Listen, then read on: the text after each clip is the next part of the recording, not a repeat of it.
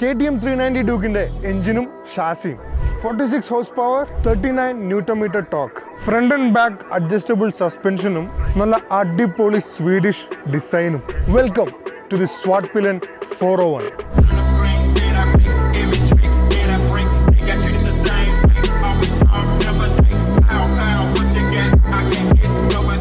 അങ്ങനെ നമുക്ക് വീണ്ടും ഒരു ഹുസ്ക്വാണ കിട്ടിയിരിക്കുകയാണ്. ഒന്നല്ല, ആക്ച്വലി രണ്ട് ഹുസ്ക്വാണ ഉണ്ട്. സ്വാട്ട്പിലൻ 401ഉം വിറ്റ്പിലൻ 250ഉം രണ്ടും ലോഞ്ച് ആയിട്ടുണ്ട്. പക്ഷെ നമ്മളിന്ന് ഓടിക്കുന്നത് സ്വാട്ട്പിലൻ 401 മാത്രമാണ് കേട്ടോ. ഹുസ്ക്വാണയുടെ കഴിഞ്ഞ പ്രാവശ്യത്തെ വരവ് ഒരു നനഞ്ഞ പടക്കം പോലെയായിരുന്നു. വലിയ ബഹളമൊന്നും മാർക്കറ്റിൽ ഉണ്ടാക്കിയില്ല, ചെറുതായിട്ട് അങ്ങ് പൊട്ടി പോയി. പൊട്ടിയില്ല എന്ന് വേണം പറയാൻ. അതിന് പ്രധാനമായിട്ടും ബജാജ് ചൂണ്ടിക്കാണിക്കുന്നത് കൊറോണ അതിൻ്റെ ഫുൾ ഫോമിൽ നിൽക്കുന്ന സമയത്താണ് പഴയ സ്വാട്ട്പിലനും വിറ്റ്പിലനും ഇറങ്ങിയതെന്നുള്ളതാണ്. പക്ഷേ ഞാൻ കാണുന്നത് അത് രണ്ടും 250cc ബൈക്കായിരുന്നു എന്നുള്ളതാണ് ഞാനതിൽ കാണുന്ന പ്രധാന ഒരു പോരായ്മ.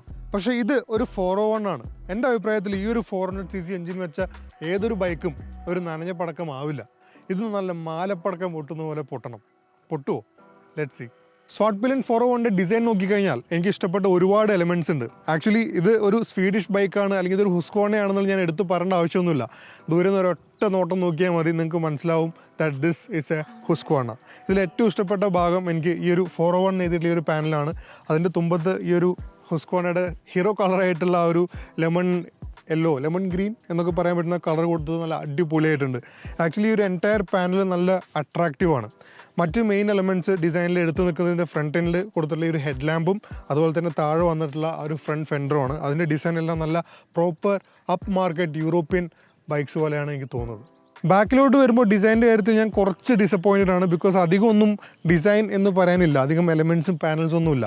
ഫ്രണ്ടിലൊക്കെ നല്ല ക്ലീൻ ആയിട്ട് നല്ല അടിപൊളി ലൈൻസോട് നല്ല ബ്യൂട്ടിഫുൾ ആക്കിയിട്ട് അവർ ചെയ്തിട്ടുണ്ടെങ്കിൽ ബാക്കിൽ വരുമ്പോൾ എന്തോ ഒരു കുറവുള്ള പോലെ തോന്നും. പക്ഷേ ടെയിൽ ലൈറ്റിൻ്റെ ഡിസൈൻ എനിക്ക് ഇഷ്ടപ്പെട്ടു. ഇതിന് മുന്നേ ഉണ്ടായിരുന്ന വിറ്റ്പിലിനും സ്വാട്ട്പിലിനും നമ്മൾ കണ്ട ആ ഒരു ടൈപ്പ് ഓഫ് ടെയിൽ ലൈറ്റ് തന്നെയാണ്. ഇതൊരു അർബൻ സ്ക്രാംബ്ലറാണ്. അപ്പോൾ അതിനൊരു റഗ്ഗഡ് അപ്പീൽ വേണം. ആ റഗ്ഗഡ് അപ്പീൽ ആവശ്യത്തിലധികം നമ്മുടെ സ്വാട്ട്പിലൻ 401 ഉണ്ട്. അതിന് പ്രധാനമായിട്ട് ആഡ് ചെയ്യുന്ന 4 എലമെൻറ്റ്സ് ആണ്. ഒന്ന്, പിറലി സ്കോർപിയൻ റാലി STR ടയേഴ്സ്. ആ ഒരു ടയേഴ്സ് വരുമ്പോൾ തന്നെ ബൈക്കിൻ്റെ ലുക്ക് അങ്ങ് മാറും. രണ്ടാമത്തേത് എഞ്ചിൻ ബാഷ് പ്ലേറ്റ് ആണ്. ആ ഒരു എഞ്ചിൻ ബാഷ് പ്ലേറ്റ് ഉള്ളതിൻ്റെ അർത്ഥം തന്നെ കുറച്ചൊക്കെ ഒരു ഓഫ് റോഡബിലിറ്റി കാണിക്കാൻ വേണ്ടിയിട്ടാണ് അത് കൊടുത്തിട്ടുള്ളത്. പിന്നെ ഉള്ളത് ആ ഫ്ലൈ സ്ക്രീനും നമ്മുടെ ടാങ്കിൻ്റെ മേലെ വരുന്ന ഈ ഒരു മെറ്റൽ ഒരു ഫ്രെയിം പോലത്തെ ഒരു എലമെൻറ്റും. ഇനി നമുക്ക് ഈ ഒരു ഹസ്കിയുടെ എക്യുപ്മെൻറ്റ് ലിസ്റ്റ് നോക്കാം. ഫ്രണ്ടിലും ബാക്കിലും പിറലിയുടെ സ്കോർപിയൻ റാലി STR ടയേഴ്സാണ്. അതിനെപ്പറ്റി ഞാൻ പ്രത്യേകിച്ച് വർണ്ണിച്ച് പറയേണ്ട കാര്യമൊന്നുമില്ല. ഓടിച്ചവർക്കറിയാം ഇത് എന്താണെന്നുള്ളത്. അല്ലാത്തവർക്ക് ജസ്റ്റ് ഒന്ന് ഗൂഗിൾ സെർച്ച് ചെയ്ത് നോക്കിയാൽ മതി. This is one of the favourite tyres among the riders. ഫ്രണ്ടിലും ബാക്കിലും ഡിസ്ക് ബ്രേക്സ് ആണ്. It is same as Duke 390. ഫ്രണ്ടിൽ 320mm ആണ്, ബാക്കിൽ 240mm ആണ്. ബൈബ്രീൻ്റെ കാലിപ്പേഴ്സും ബ്രേക്ക് ലൈൻസും എല്ലാം തന്നെയാണ്. സോ അതിലൊന്നും യാതൊരു മാറ്റവും. മാറ്റമുള്ളത് ഇവിടെ റിംസിലാണ്. ഇവിടെ ഫ്രണ്ടിലും ബാക്കിലും നമുക്ക് സ്പോക്ക് റിംസാണ് കാണാൻ പറ്റുന്നത്. അതുകൊണ്ട് തന്നെ ട്യൂബ് ടയേഴ്സാണ്, ട്യൂബ്ലെസ് സ്പോക്ക് റിംസ് ഒന്നുമല്ല. It's very expensive. അതുകൊണ്ട് തന്നെ ഈ ഒരു സെഗ്മെൻറ്റിൽ ഈ ഒരു ബഡ്ജറ്റിൽ നമുക്ക് സ്പോക്ഡ് ട്യൂബ് ഉള്ള റിംസാണ് നമുക്ക് കിട്ടുന്നത്. സസ്പെൻഷൻ നമ്മൾ 390ൽ കണ്ട അതേ WP എപ്പെക്സ് യൂണിറ്റ് ആണ്. ഫ്രണ്ടിൽ ഒരു 43mm ഫോക്സ് വരുന്നുണ്ട്, 150mm ട്രാവലുണ്ട്. ബാക്കിൽ നമ്മളൊരു സൈഡിലോട്ട് മാറിയിട്ടുള്ള ഒരു മോണോ ഷോക്കിന് 160mm ട്രാവലുണ്ട്. ഫ്രണ്ടിൽ നമുക്ക് റീബൗണ്ടും കംപ്രഷനും അഡ്ജസ്റ്റ് ചെയ്യാം, ബാക്കിൽ പ്രീലോഡും റീബൗണ്ടും അഡ്ജസ്റ്റ് ചെയ്യാം. സോ അത്യാവശ്യം നല്ല അഡ്ജസ്റ്റബിലിറ്റി ഉണ്ട്. അതെങ്ങനെ പെർഫോം ചെയ്യുന്നുള്ളത് നമുക്ക് റൈഡ് വരുമ്പോൾ നോക്കാം. ഇനി ഇലക്ട്രോണിക്സിൻ്റെ കാര്യം നോക്കിക്കഴിഞ്ഞാൽ നമുക്ക് ക്വിക്ക് ഷിഫ്റ്റർ വരുന്നുണ്ട്, ABS വരുന്നുണ്ട്, ട്രാക്ഷൻ കൺട്രോൾ ഉണ്ട്. പക്ഷേ ABSും ട്രാക്ഷൻ കൺട്രോളും നമുക്ക് കോർണറിങ് ഫംഗ്ഷൻസ് ഒന്നുമില്ല. ഇതിൽ IMU അവർ കൊടുത്തിട്ടില്ല. നോർമൽ സ്വിച്ചബിൾ ട്രാക്ഷൻ കൺട്രോളും നോർമൽ ABS, അതും super moto and road mode, ഈ 2 മോഡിലുള്ള ABSും നമുക്ക് സ്വാട്ട്പിലൻ 401ൽ കിട്ടുന്നുണ്ട്. റൈഡേഴ്സ് POV നോക്കിക്കഴിഞ്ഞാൽ നമുക്ക് കാണാൻ പറ്റും സ്വിച്ച് ക്യൂബ്സ് എല്ലാം തന്നെ KTM 390 എടുത്ത് ഇവിടെ വെച്ചിട്ടുള്ളതാണ്. പക്ഷേ മിറേഴ്സ് ഡിഫറെൻ്റ് ആണ്. ഇവിടെ റൗണ്ട് മിറേഴ്സാണ് കൊടുത്തിട്ടുള്ളത്. അത് ഇതിൻ്റെ ഒരു ലുക്കിനെ മാച്ച് ചെയ്ത് പോകാൻ വേണ്ടിയിട്ടാണ് കൊടുത്തിട്ടുള്ളത്. ഇനി ഇവിടെ നോക്കിക്കഴിഞ്ഞാൽ നമുക്ക് സസ്പെൻഷൻ്റെ കംപ്രഷനും റീബൗണ്ട് അഡ്ജസ്റ്റബിളും കാണാൻ പറ്റും. ഞാൻ പറഞ്ഞ പോലെ 4 ക്ലിക്സാണ് അഡ്ജസ്റ്റ്മെൻ്റ് ഉള്ളത്. അതുപോലെ തന്നെ ലിവേഴ്സ് നമുക്ക് അഡ്ജസ്റ്റബിൾ ആണ്. അത് എൻ്റെ കൈക്ക് വളരെയധികം ഹെൽപ്ഫുൾ ആണ്. ഇതിൻ്റെ സ്റ്റോക്ക് സെറ്റിംഗ് വളരെയധികം ഉള്ളിലോട്ടാണ് കിടന്നുണ്ടായിരുന്നത്. എനിക്ക് കൈ കുറച്ച് വലുതാണെന്ന് തോന്നുന്നു, അങ്ങനെയാണ് എൻ്റെ ഒരു അഭിപ്രായം. പക്ഷേ അതുകൊണ്ട് എനിക്ക് ഈ ഒരു അഡ്ജസ്റ്റബിലിറ്റി വളരെ ഹെൽപ്ഫുള്ളായ ഫീച്ചറായിട്ട് തോന്നി. അതുപോലെ തന്നെ നമുക്കൊരു 5-inch TFT സ്ക്രീൻ നമുക്കിവിടെ കിട്ടുന്നുണ്ട്. KTM 390 ഡ്യൂക്കിൽ കണ്ട സെയിം സ്ക്രീൻ തന്നെയാണ്. ഈ ഒരു സ്ക്രീനിൻ്റെ പ്രത്യേകത എന്താണെന്ന് വെച്ചാൽ ഇതിൻ്റെ ഡിസ്പ്ലേയും ഗ്ലാസും ഒരുമിച്ച് ഒട്ടിച്ച് വെച്ചിട്ടുള്ളതാണ്. പഴയ 390 യൂസ് ചെയ്തിട്ടുള്ള ആൾക്കാർക്ക് അറിയാം, അതിൻ്റെ ഇടയിൽ വെള്ളം ഫോഗോ ഒക്കെ കയറിയിട്ട് വളരെ വലിയ പ്രശ്നങ്ങളൊക്കെ ഉണ്ടാവുമായിരുന്നു. ഇനി തൊട്ട് പുതിയ 390 ആണെങ്കിലും ഇതിലാണെങ്കിലും അങ്ങനത്തെ ഇഷ്യൂസ് ഒന്നും തന്നെ വരുന്നില്ല.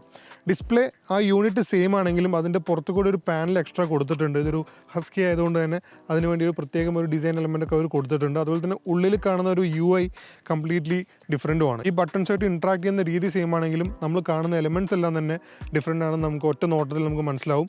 പിന്നെ ഒരു പ്രത്യേകത ഉള്ളത് ഇവിടെ സ്ട്രീറ്റ് എന്ന് കാണുമ്പോൾ ഓക്കെ ഇതിൽ മൾട്ടിപ്പിൾ മോഡ്സ് ഉണ്ട് നിങ്ങൾ വിചാരിക്കേണ്ട. ആകെ ഒരൊറ്റ റൈഡിംഗ് മോഡുള്ളൂ, അത് സ്ട്രീറ്റ് ആണ്. അതിൽ നമുക്ക് 46 ഹോഴ്സ് പവറും 39 ന്യൂട്ടൺ മീറ്റർ ടോർക്കും നമുക്ക് കിട്ടുന്നുണ്ട്. പിന്നെ വിട്ടുപോയ ഒരു സാധനം, ഇവിടെ നമുക്കൊരു USB-C പോർട്ട് വരുന്നുണ്ട്. നമുക്ക് ചാർജ് ചെയ്യാനെല്ലാം വേണ്ടിയിട്ട് ഒരു USB-C പോർട്ട് വരുന്നുണ്ട്. വിട്ടുപോയ മറ്റൊരു കാര്യം, നമുക്കിതിൽ Bluetooth connectivity, turn by turn navigation ഒന്നും വരുന്നില്ല. അത് ഒരു ഓപ്ഷണൽ ആക്സസറി ആയിട്ട് നമ്മൾ പൈസ കൊടുത്ത് വാങ്ങി വെക്കണം. അപ്പോൾ ഈ ഒരു 2.92 ലാക്ക് എക്സ്-ഷോറൂം പ്രൈസ് എന്ന് പറയുന്ന ഒരു ഞാൻ പ്രൈസ് റിവീൽ ചെയ്തല്ലോ, എന്തായാലും അത് നിങ്ങൾ ഓൾറെഡി അറിഞ്ഞു കാണും. സോ ആ ഒരു പ്രൈസ് നമ്മൾ വാങ്ങിക്കുന്ന ഹസ്കി സ്വാട്ട് പിലൻ 401-ൽ bluetooth connectivity, turn by turn navigation ഒന്നും തന്നെ നമുക്ക് കിട്ടുന്നില്ല. റൈഡ് സ്റ്റാർട്ട് ചെയ്യുന്ന സമയത്ത് സ്വാട്ട് പിലൻ 401-ൽ കയറി ഇരുന്നപ്പോൾ തന്നെ ഇതിൻ്റെ റൈഡിംഗ് പൊസിഷൻ ഒരു സ്ക്രാംബ്ലറിന് പറ്റിയ സെറ്റപ്പ് അല്ലല്ലോ എന്നാണ് എനിക്ക് ആദ്യം തോന്നിയത്. ഒരു സ്ട്രീറ്റ് ബൈക്കിൽ ഇരിക്കുന്ന അതേപോലെയാണ് ഇതിൻ്റെ ഹാൻഡിൽ ബാറും ഫുഡ് പെഗിൻ്റെ ഒക്കെ പൊസിഷൻ വരുന്നത്. ബജാജിൻ്റെ ഒഫീഷ്യൽസ് തന്നെ പറയുന്നുണ്ട് ഇതൊരു അർബൻ സ്ക്രാംബ്ലറാണ്, അതുകൊണ്ട് തന്നെ എണീറ്റ് നിന്ന് ഓടിക്കാനുള്ള ഡിസൈൻ ഒന്നും അവർ ചെയ്തിട്ടില്ല എന്നാണ് പറഞ്ഞത്. സീറ്റായിട്ട് 820 mm ആണ്. ലേറ്റസ്റ്റ് ജനറേഷൻ ഡ്യൂക്ക് 390-ൽ ബൈക്കിൻ്റെ അകത്തിരുന്ന് ഓടിക്കുന്ന ഒരു ഫീലാണെങ്കിൽ സ്വാട്ട് പിലനിൽ നമ്മുടെ ഫസ്റ്റ് ജൻ 390 പോലെ ബൈക്കിൻ്റെ പുറത്ത് കയറിയിരുന്ന് ഓടിക്കുന്ന ഒരു ഫീലാണ് എനിക്ക് തോന്നിയത്. നല്ല കോമ്പാക്ട് സൈസാണ്, അതുകൊണ്ട് തന്നെ എൻ്റെ പോലെ നല്ല കുറച്ച് വലിയ ഫ്രെയിമൊക്കെ ഉള്ള ആൾക്കാർ ഇരുന്നാൽ ഒട്ടും ഭംഗിയില്ല കാണാൻ എന്നുള്ളതാണ് സത്യം. നല്ല ലീൻ ആൻഡ് ട്രിം ആയിട്ടുള്ള ആൾക്കാർക്കായിരിക്കും ഈ ബൈക്ക് നല്ലപോലെ ചേരുന്നത്.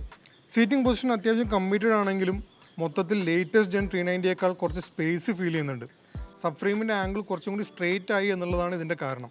സബ് ഫ്രെയിമിൻ്റെ കാര്യം പറഞ്ഞപ്പോഴാണ്, ബാക്കിയുള്ള അണ്ടർപിന്നിങ്സ് എല്ലാം ഡ്യൂക്ക് 390-യുടെ സെയിം ആണെങ്കിലും സബ് ഫ്രെയിമിന് ഒരു ട്യൂബുലാർ യൂണിറ്റ് ആയിട്ടാണ് ഇവിടെ സ്വാട്ട് പിലന് കൊടുത്തിട്ടുള്ളത്. 390-ൽ നമുക്ക് കാസ്റ്റ് അലുമിനിയം യൂണിറ്റ് ആണല്ലോ കിട്ടിയിരുന്നത്.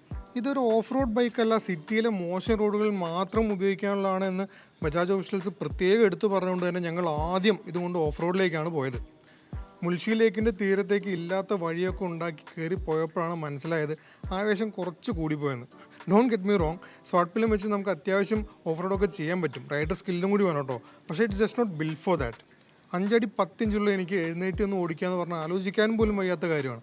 അതുപോലെ തന്നെ ഫ്രണ്ടിൽ 17 ഇഞ്ച് റിംസിന് നല്ല ടൈറ്റ് ഓഫ് റോഡ് സെക്ഷൻസൊക്കെ ഹാൻഡിൽ ചെയ്യാൻ ഒരു ചെറിയ ലിമിറ്റേഷനൊക്കെ ഉണ്ട്. പക്ഷേ ടയേഴ്സ് ഒരു രക്ഷയില്ല. എനിക്ക് ഇത്രയെങ്കിലും ഓഫ് റോഡിലേക്ക് എത്തിപ്പെടാൻ പറ്റിയെന്നുണ്ടെങ്കിൽ അതിന് കാരണം ഈ ഒരു ടയർ ഉള്ളതുകൊണ്ട് മാത്രമാണ്. സസ്പെൻഷൻ അഡ്ജസ്റ്റബിലിറ്റി ഉള്ളതുകൊണ്ട് തന്നെ മോഷൻ സെക്ഷനൊക്കെ അത്യാവശ്യം നല്ലപോലെ ഹാൻഡിൽ ചെയ്യുന്നുണ്ട് സ്വാട്ട് പിലൻ. ബംസും വലിയ കല്ലുകളും ഒക്കെ ഉള്ള സസ്പെൻഷൻ ട്രാവൽ വെച്ച് മോശമില്ലാതെ എങ്ങനെയൊക്കെ കയറി പോരുന്നുണ്ട്. പക്ഷേ നിങ്ങൾക്ക് ഫ്രണ്ട് സസ്പെൻഷൻ എത്രത്തോളം സോഫ്റ്റ് ആക്കി മാറ്റാം എന്നുള്ളതിന് ചെറിയ ലിമിറ്റൊക്കെ ഉണ്ട്. മാക്സ് സെറ്റിങ്ങിൽ നല്ല സൂപ്പർ സ്റ്റിഫായ ഫ്രണ്ട് ഷോക്സ് ഏറ്റവും ലോവസ്റ്റ് സെറ്റിങ്ങിൽ ഇട്ടാൽ പോലും അങ്ങോട്ട് ഫുൾ സോഫ്റ്റായി മാറുന്നില്ല. പക്ഷേ ബാക്ക് സസ്പെൻഷൻ അങ്ങനെയല്ല, അത്യാവശ്യം നല്ല ലെവൽ ഓഫ് അഡ്ജസ്റ്റബിലിറ്റി നമുക്ക് തരുന്നുണ്ട്. ഈ ഒരു സസ്പെൻഷൻ സെറ്റപ്പും സീറ്റിംഗ് പൊസിഷനും എല്ലാം നിങ്ങൾക്ക് നല്ലപോലെ എൻജോയ് ചെയ്യാൻ പറ്റുന്നത് റോഡിലോട്ട് വരുമ്പോഴാണ്. റോഡ് നല്ലതായാലും മോശമായാലും സ്വാട്ട് പിലൻ തകർത്ത് പെർഫോം ചെയ്യും. ഏറ്റവും വലിയ ഹൈലൈറ്റ് ഡ്യൂക്ക് 390-ൽ നിന്നും കടമെടുത്ത ഈ ഒരു എൻജിൻ ആൻഡ് ഷാസിൻ്റെ കോമ്പിനേഷനാണ്. നല്ല അടിപൊളി പെർഫോമൻസ് ആണ് ഈ എൻജിൻ തരുന്നത്. ക്ലച്ച് വിടുന്ന ഒരു ബൈറ്റ് പോയിന്റിൽ മാത്രം കുറച്ച് ടോർക്ക് കുറവായി തോന്നുമെങ്കിലും അത് കഴിഞ്ഞാൽ പിന്നെ ടോർക്കും ഹോഴ്സ് പവറും ശരിക്കും എക്സൈറ്റിംഗ് ആണ്. താമനി ഗാർഡ് സെക്ഷനിൽ റോഡിൽ വരുന്ന ചെറിയ അപ്സ് ആൻഡ് ഡൗൺസിലൊക്കെ 4th ഗിയറിൽ വരെ പവർ വീലി എടുത്ത് പൊങ്ങി സ്വാട്ട് പിലൻ. ക്വിക്ക് ഷിഫ്റ്റർ ആണെങ്കിൽ നെക്സ്റ്റ് ലെവൽ. ഡ്യൂക്ക് 390യേക്കാൾ മികച്ച സ്മൂത്ത്നെസ് എനിക്കിവിടെ സ്വാട്ട് പിലിൻ്റെ ക്വിക്ക് ഷിഫ്റ്റിൽ ഫീൽ ചെയ്യാൻ സാധിച്ചു. ഇത്രയും പഞ്ചി പെർഫോമൻസും അടിപൊളി ക്വിക്ക് ഷിഫ്റ്ററും വരുന്നതോടുകൂടി ഒരു പോയിന്റ് ആൻഡ് ഷൂട്ട് മെഷീനായി മാറുകയാണ് സ്വാട്ട് പിലൻ. നമ്മുടെ ലേറ്റസ്റ്റ് ജനറേഷൻ ഡ്യൂക്ക് 390-ക്ക് ഇല്ലാത്തൊരു വേഴ്സറ്റാലിറ്റി ശരിക്കും സ്വാട്ട് പിലിനുണ്ട്. അതിൽ പ്രധാനമായ കാരണം ഇവിടെ നല്ല സ്പേഷ്യസ് ആയിട്ടുള്ള സീറ്റ്സും പിന്നെ പിറലിയുടെ സ്കോർപ്പിയൻ റാലി STR ടയേഴ്സുമാണ്. സസ്പെൻഷൻ ഒരു പൊടി സോഫ്റ്റ് ആക്കിയിട്ടാൽ നിങ്ങൾക്ക് ഏത് ടൈപ്പ് റോഡിലും ഒരു ബുദ്ധിമുട്ടും ഇല്ലാതെ പറപ്പിക്കുക സ്വാട്ട് പിലിന്. സസ്പെൻഷനും ടയേഴ്സും പെർഫോമൻസും ക്വിക്ക് ഷിഫ്റ്ററും എല്ലാം കൂടി തരുന്ന ഒരു കോൺഫിഡൻസ് പറഞ്ഞറിയിക്കാൻ പാടാണ്. അത് അനുഭവിച്ച് തന്നെ അറിയണം. ആ ട്രാക്ഷൻ കൺട്രോളും കൂടി അങ്ങ് ഓഫാക്കിയിട്ട് അടിപൊളി. അങ്ങനെ എല്ലാം അടിപൊളിയാണെന്ന് വിചാരിക്കേണ്ട, കുറച്ചൊക്കെ കുറ്റങ്ങളുണ്ട് പറയാൻ. ആദ്യം തന്നെ വൈബ്രേഷനാണ്. സ്വാട്ട് പിലിനൊരു pure refine super refine package ഒന്നുമല്ല. അത്യാവശ്യം വൈബ്രേഷൻ നമുക്ക് ഫുഡ് പെഗിലും ഹാൻഡിൽ ബാറിലൊക്കെ ഫീൽ ചെയ്യാൻ പറ്റും. പക്ഷേ ഒരു ബൈക്കിൻ്റെ ഓവറോൾ ക്യാരക്ടർ തന്നെ ഒരു റഗഡ് ആയതുകൊണ്ട് നമ്മൾ അങ്ങനെ നോട്ടീസ് ചെയ്യില്ല എന്ന് മാത്രം. അടുത്തത് ഫ്രണ്ട് ABSൻ്റെ കാലിബ്രേഷനാണ്. മോശം റോഡുകളിലും നനഞ്ഞ സെക്ഷൻസിലൊക്കെ അധികം സ്പീഡൊന്നും ഇല്ലാത്ത സമയത്ത് തന്നെ ബ്രേക്ക് ചെയ്യുമ്പോൾ ഫ്രണ്ട് വീലിനെ വിയേർഡായിട്ട് ഇൻ്റർഫിയർ ചെയ്യുന്നുണ്ട് ABS. ഇത് കുറച്ചൊക്കെ ഡേഞ്ചറസ് ആയിട്ട് എനിക്ക് ഫീൽ ചെയ്തു കേട്ടോ. അതുപോലെ തന്നെ മിക്സഡ് കണ്ടീഷൻസിൽ നല്ല സൂപ്പർ സ്റ്റാറായിട്ട് പെർഫോം ചെയ്യുന്ന നമ്മുടെ പിറലി ടയേഴ്സ് നല്ല സ്മൂത്ത് ആൻഡ് വൈൻഡിങ് റോഡ്സൊക്കെ വരുമ്പോൾ ചെറിയൊരു ലിമിറ്റേഷനായി മാറുന്നുണ്ട്. നമുക്ക് ബൈക്കിന് അതിൻ്റെ ഹാൻഡ്ലിങ്ങിൻ്റെ ലിമിറ്റിലോട്ട് കൊണ്ടുപോകാൻ പറ്റുന്നില്ലയോ എന്നൊരു തോന്നൽ നമുക്ക് വരുന്നുണ്ട്. നിങ്ങൾ നല്ല റോഡുകൾ മാത്രം ഉപയോഗിക്കാനോ അല്ലെങ്കിൽ കോർണേഴ്സൊക്കെ ആസ്വദിക്കാനോ ആണ് പ്ലാനെങ്കിൽ നല്ല സ്റ്റിക്കി റോഡ് ടയേഴ്സ് ഇട്ടാൽ ഹാൻഡിലിംഗ് ഒന്നും കൂടി അടിപൊളിയായിരിക്കും. ലിറ്ററലി ടെലിപ്പത്തിക് ആയിരിക്കും.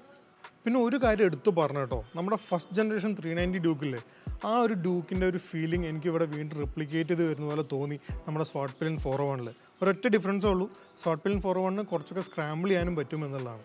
So finally the question is, നിങ്ങൾ എന്തുകൊണ്ട് ഒരു സ്വാട്ട് പിലിൻ 401 എടുക്കണമെന്നുള്ളതാണ്. അതിന് നമുക്ക് പ്രധാനമായിട്ടും ഒരു 400cc സെഗ്മെൻറ്റിൽ വരുന്ന ഒരു 4-5 ബൈക്സ് നോക്കാം. KTM 390 ഡ്യൂക്ക് പക്ക അഗ്രസീവാണ്, ഫോക്കസ്ഡ് ആണ്, പിന്നെ ലുക്സിൻ്റെ കാര്യത്തിൽ കുറച്ച് ഡിബേറ്റബിൾ ആണ്, എല്ലാവർക്കും ഇഷ്ടമായി എന്ന് വരില്ല. സോ അത് നമുക്ക് മാറ്റി നിർത്താം. സ്പീഡ് 400 ഒരു ക്ലാസിക് റോഡ്സ്റ്ററാണ്, വളരെ പ്ലീസിങ് ആണ്. പക്ഷേ 390-ൽ നമ്മൾ കണ്ട ഒരു എക്സ്പ്ലോസീവ് പെർഫോമൻസ് സ്പീഡ് 400-ന് വരുന്നില്ല. ഡോമിനാർ 400 കുറച്ച് ഹെവിയർ ബൈക്കാണ്, പിന്നെ ഒരു പഴയ ജനറേഷൻ എഞ്ചിനാണ് ഇപ്പോൾ അതിൽ കിടക്കുന്നത്. 373cc എഞ്ചിനാണ് അതിലുള്ളത്. പിന്നെ അതിൻ്റെ ഒരു നേച്ചർ നോക്കി കഴിഞ്ഞാൽ ഒരു ടൂറിംഗ് ബൈക്കായിട്ടാണ് നമുക്ക് അതിന് കാണാൻ പറ്റുള്ളൂ. So it all comes down to 2 ബൈക്കുകൾ, സ്വാട്ട് പിലിൻ 401-ഉം സ്ക്രാംബ്ലർ 400X-ഉം. അതിൽ സ്ക്രാംബ്ലർ 400X-ന് ഒരു പ്രൈസ് അഡ്വാൻറ്റേജ് ഉണ്ട് എന്നുള്ളത് സത്യം തന്നെയാണ്. പക്ഷേ ഇത്രയും എക്സ്പ്ലോസീവ് ആയിട്ടുള്ള പെർഫോമൻസ് നമുക്ക് സ്ക്രാംബ്ലർ 400X-ന് ലഭിക്കുന്നില്ല. അതിന് കുറച്ചും കൂടി ഒരു എക്സ്ട്രാ ഓഫ് റോഡബിലിറ്റി ഉണ്ട് എന്ന് എനിക്ക് തോന്നിയിട്ടുണ്ട് കമ്പയർഡ് ടു സ്വാട്ട് പിലിൻ 401.